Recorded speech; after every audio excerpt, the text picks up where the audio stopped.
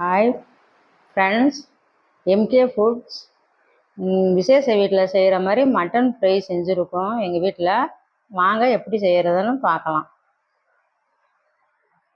கொஞ்சம் சின்ன வெங்காயம், ஒரு தக்காளி, கொஞ்சம் கருவேப்பிலை, கொஞ்சம் மல்லி, ஒரு பல்லாரி வெங்காயம், 2 இஞ்சி துண்டு, 10 பல் பூண்டு, மிளகு, சீரகம், சோம்பு, மிளகாத்தூள், மல்லித்தூள், கறி மசாலா எல்லாத்தையும் 10 பல் பூண்டு போட்டுக்கலாம். 2 இஞ்சி துண்டு, கொஞ்சம் வெங்காயம், அதை நல்லா மிளகு 1 ஸ்பூனு,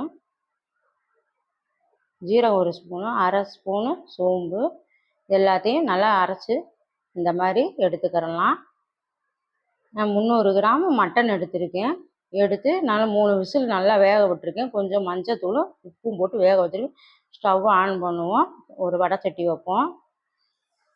3 டேபிள் ஸ்பூன் எண்ணெய், கொஞ்சம் சோம்பு போட்டுக்கிடுவோம். சோம்பு பொரிஞ்சதும் வெங்காயம், சின்ன வெங்காயத்தை நல்லா வதக்கி விட்டு கண்ணாடி பதம் வர அளவுக்கு நல்லா வதக்கிக்கிறணும்.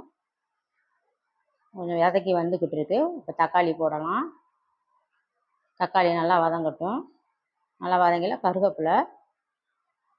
கருவேப்பிலை போட்டு நல்லா வதக்கிக்கிங்க. நல்லா வதங்கி வந்துருச்சு. மசாலா தூள் எல்லாத்தையும் ஒன்றா போட்டுக்கிடலாம். போட்டு நல்லா வதக்கி வரணும். நல்லா எண்ணெய் பிரிஞ்சு நல்லா வதங்கி வரணும். கருகிடக்கூடாது. இப்போ அரைச்ச மசாலா தூளை அதில் ஊற்றி நல்லா வதக்கிக்கிடலாம். நல்லா பச்சை வாசனை போகிற அளவுக்கு நல்லா வதக்கிக்கிடணும்.